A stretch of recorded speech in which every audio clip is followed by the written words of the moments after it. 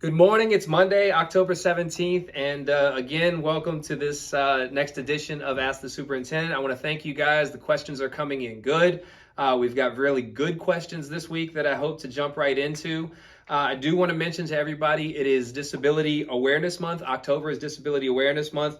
And our Office of Disabilities has a poster contest for all students in grades kindergarten through 12.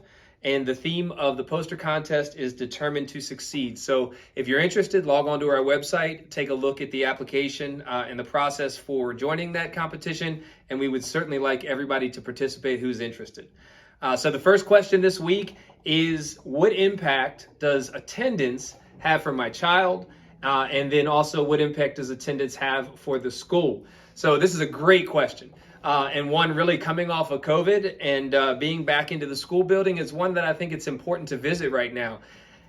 Without being said, attendance is so important. Coming to school, showing up is, many people say, the most important thing. Making sure you're in school so that you can get the instruction that the teachers provide is very important. There's a ton of research out there that talks about the importance of attendance.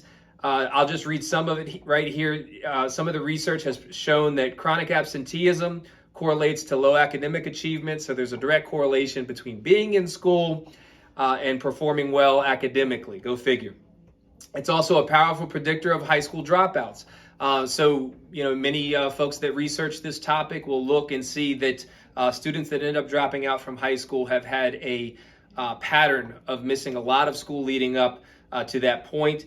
And it also has been linked to poor outcomes later in life. So the habits that we learn in school as a young person are ones that we carry over into life, into our personal relationships, into our careers. And I think it's very important to make sure that we stress the importance of showing up, being ready and willing to learn. And that alone should be a good enough answer for making sure that your child is in school as often as they possibly can be, because it's amazingly important, as the research has cited. What does it mean for the school? What does it mean for your child? So if you take a look at VDOE website, they now define chronic absenteeism as a student who has missed 10% of the school year or more. So 10% of the school year, it's a 180-day school year. If a student misses 18 days in a year, they are considered by the Department of Education to be chronically absent. We don't want any student to have that title. Also, if the school has an attendance rate where the majority of their students or a good number of students are chronically absent, it could have effects on our accreditation. And if you remember at our last school board meeting, or I think my last video, we talked a little bit about our schools being fully accredited. And now, coming off of COVID and appreciating the value of being back in school, we certainly want to stay fully accredited, and chronic absenteeism is one that we're keeping a close eye on. So please encourage your child every single day to get up and come to school. It's important. Here's a statement that I think speaks volumes to what it means to be chronically absent. We go to school about 10 months out of the year. So that's really only missing 2 or 3 days of school in a month to be considered chronically absent for the end of the school year. So make sure that if you can, you're not missing 2 or 3 days of school in a month. So great question. I really appreciate it being submitted. And I hope I've stressed the importance of being present in school, because there's so many positive impacts to being present in school. So next question is, I was curious if we've thought about extending Thanksgiving break similar to Spotsylvania.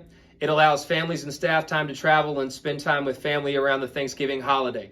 So any changes to the school calendar has to be board approved. Our next school board meeting is this coming Monday night. I think that's the 24th of October. It is a topic of conversation that we will discuss at the school board meeting. Mrs. Strauss brought it up for public comment at our last school board meeting. It is certainly a conversation that is swirling around our region. As you've mentioned in the question, Spotsylvania has approved it. I know Stafford is interested in considering it. And I'm going to check in again with our regional superintendents to find out where they are with the conversation. So stay tuned. That's the best I can tell you right now. But certainly something that's on our minds and on the minds of our school board members. So next meeting is the 24th. The last question I had for this week is, this is my 7th year in the district.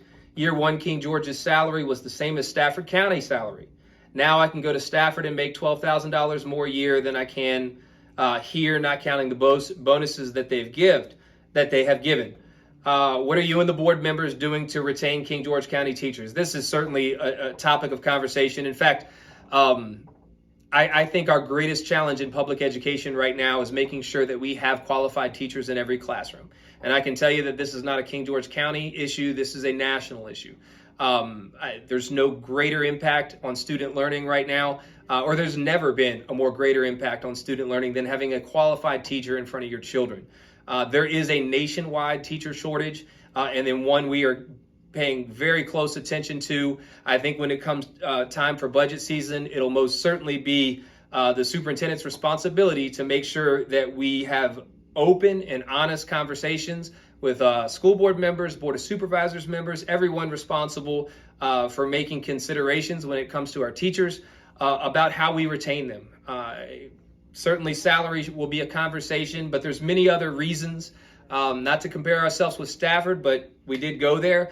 King George County has a number of great perks. This is a great place to live. This is a great place to work. This is a great place to experience teaching. It's a great place to send your children. So there's a number of many wonderful perks that we have that I would compare us to when it comes to Stafford. But as far as retaining teachers, salary will most certainly be a conversation, and we'll look at other ways that we can entice teachers, qualified teachers, to join our school division. It is, like I said, I think our most important issue to solve moving forward. So thank you guys for the questions this week. They're wonderful questions. Keep them coming. I appreciate the fact, again, as I've always said, that these questions guide our work, guide our efforts, and make sure that we're hearing your concerns and your questions. And if we're working together with addressing those, then I feel like we're doing a good job as a school division. So thank you guys, and I look forward to hearing your questions next week.